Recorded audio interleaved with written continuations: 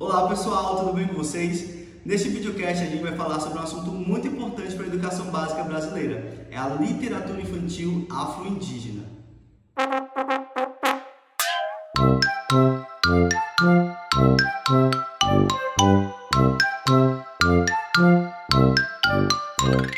A educação básica é como uma grande escola que a gente passa por várias fases. Começa na educação infantil, onde a gente brinca e aprende coisas importantes. Depois vem o ensino fundamental, onde aprendemos a ler, escrever, fazer contas e entender o mundo. E no ensino médio, a gente se prepara para escolher o que quer fazer no futuro. Tudo isso é um direito de todas as crianças e adolescentes do Brasil. E a escola também é um espaço onde podemos conhecer histórias e saberes da cultura afro-indígena, valorizando a nossa diversidade desde pequenos.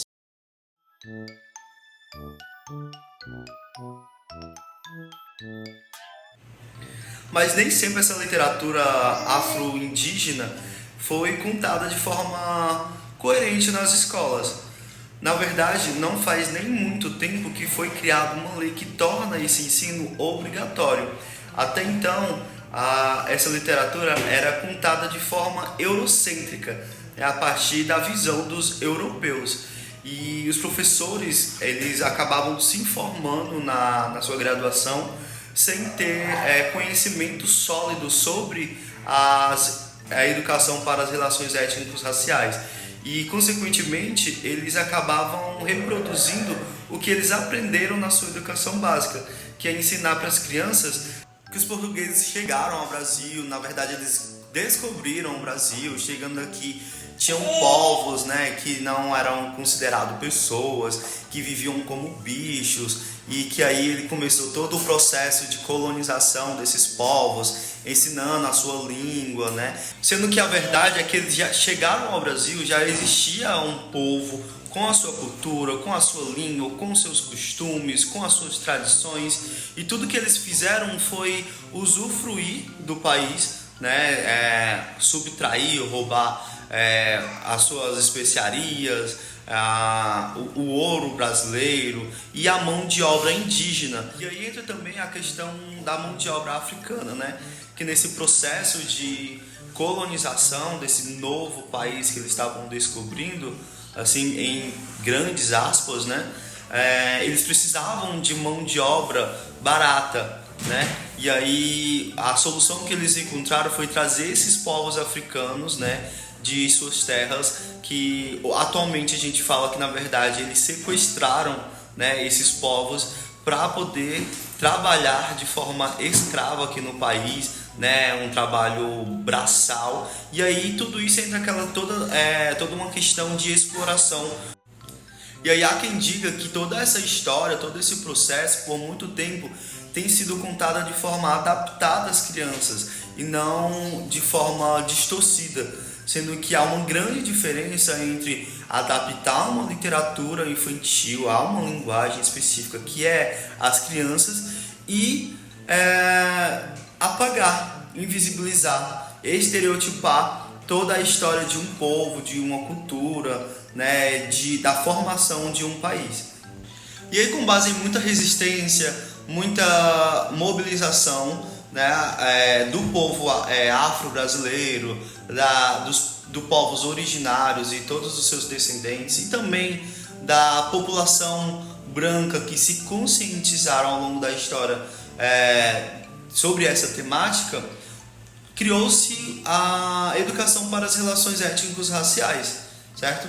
Então, hoje é obrigatório que essas histórias sejam contadas não somente de forma adaptadas, mas também de formas coerentes, e que isso seja obrigatório nas escolas básicas de todo o Brasil, para que as crianças elas cresçam conhecendo a verdade do seu povo, da sua ancestralidade, dos seus costumes, da sua cultura, e que elas se sintam pertenças e que elas reconheçam a verdadeira história por trás de tudo isso, E tudo isso faz com que as crianças, além de conhecer, toda a verdadeira história, elas também se sintam pertenças, que elas não se sintam envergonhadas de ter a cor que tem, de ter o cabelo que tem, de que tem o formato de nariz que tem, o formato de boca que tem, porque tudo isso é fruto de uma ancestralidade muito rica, de uma cultura muito poderosa, de povos que resistem ao longo de muito tempo, e que isso não é fator de vergonha, mas sim um fator de orgulho e de pertencimento. O que é literatura afro-indígena? A literatura afro-indígena é a literatura que destaca a cultura e a história dos povos africanos e indígenas. Por isso, o nome afro-indígena. No contexto escolar, é muito importante que as crianças tenham acesso a boas leituras sobre essas narrativas. É o que sugere a ERE, Educação para as Relações Étnico-Raciais.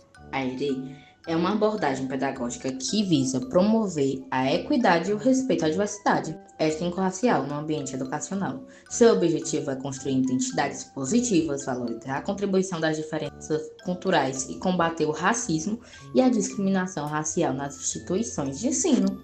Também é muito importante que essa literatura seja escrita por pessoas com vivências ou contato direto com a cultura afro ou indígena, até mesmo para contar histórias menos eurocêntricas para as crianças, com leituras que envolvam histórias do cotidiano na aldeia, que mostra eles como os índios vivem, como tudo acontece na pesca, na caça, e que mostra eles o contato e a relação com a natureza, e principalmente como funciona a ancestralidade, como eles pegam culturas que vêm de pai para filho, de mãe para filho, de tataravô e assim por diante. Lei 11.645 de 2008. A Lei 11.645/08 estabelece obrigatoriedade do ensino da história e cultura afro-brasileira e indígena nas escolas de educação básica e superior de todo o Brasil. Um dos grandes desafios na inserção da literatura afro-indígena na educação é o preconceito, que ainda está muito enraizado.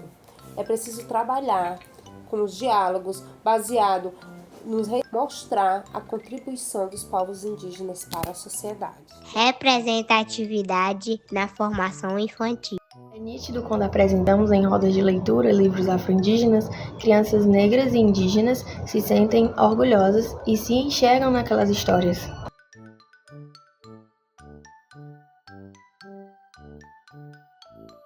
Elas criam uma relação de pertencimento, e isso vai além do orgulho, porque faz com que outras crianças aprendam a valorizar e respeitar as diferentes culturas. Essa representatividade, ela promove empatia entre as crianças. Essas histórias, esses livros, eles tendem a explicar, a mostrar as diferentes culturas, as diferentes etnias, as raças, e isso faz com que as crianças, elas criem respeito, admiração por essa diversidade. Essas crianças que têm contato direto com essa variedade de culturas, de acordo com alguns estudos e com algumas pesquisas, essas crianças elas tendem a ter um desenvolvimento cognitivo melhor e a desenvolver um melhor pensamento crítico. Essa inclusão dessas vozes, dessas experiências, elas não beneficiam somente essas crianças impactadas, mas a educação infantil no geral, porque ela promove um ambiente mais respeitoso, um ambiente mais igualitário.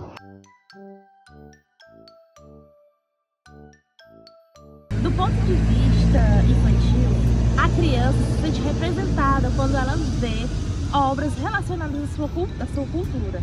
Ela sente que a sua história importa, que a sua existência também importa. Livros com protagonistas diversos ajudam a combater o racismo estrutural. Desde cedo, pois as crianças que crescem lendo sobre as suas culturas aprendem a se valorizar. Falando um pouco sobre o livro da Menina Bonita, do Laço de Fita, da Ana Maria Machado, ele é um livro que aborda questões, né, como identidade, diversidade, valorização da singularidade, né, e da pluralidade cultural, nesse contexto educacional, sendo um livro da categoria infanto-juvenil, e ele mostra por meio da menina bonita do laço de fita. Esse livro também ele vai desenvolver nas crianças as habilidades, né, os valores morais de honestidade, igualdade, respeito, empatia, tudo isso que vai ajudar na formação cidadã de cada um. No entanto, algumas passagens dessa leitura elas podem ser problematizadas a partir de uma perspectiva crítica sobre a representatividade racial e principalmente sobre um discurso de negritude, né? Então, como a gente pode relatar, a história conta sobre uma linda menina negra que desperta a admiração de um coelho branco, e esse coelho ele deseja ter uma filha da mesma cor que ela, e cada vez que ele pergunta para ela qual é o segredo da cor dela ser tão pretinha, ela sempre inventa uma história que continua essa história.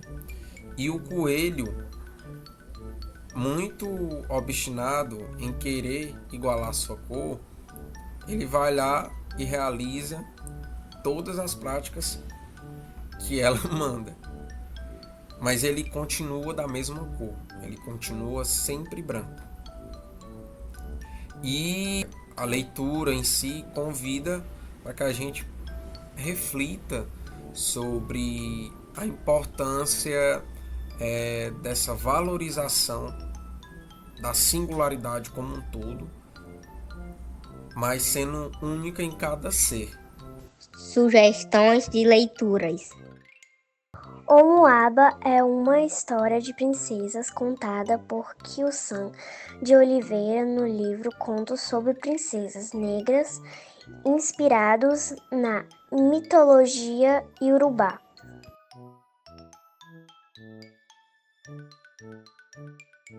O livro Amoras, do cantor Emicida, é uma obra poética que ensina sobre autoestima e orgulho da ancestralidade negra.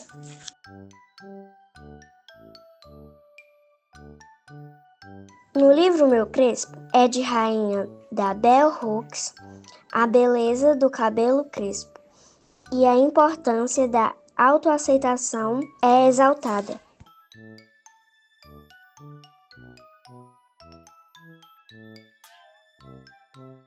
O livro Pretinha de Neve e os Sete Gigantes é uma releitura afrocentrada do clássico Branca de Neve, escrito por Rowen Filho.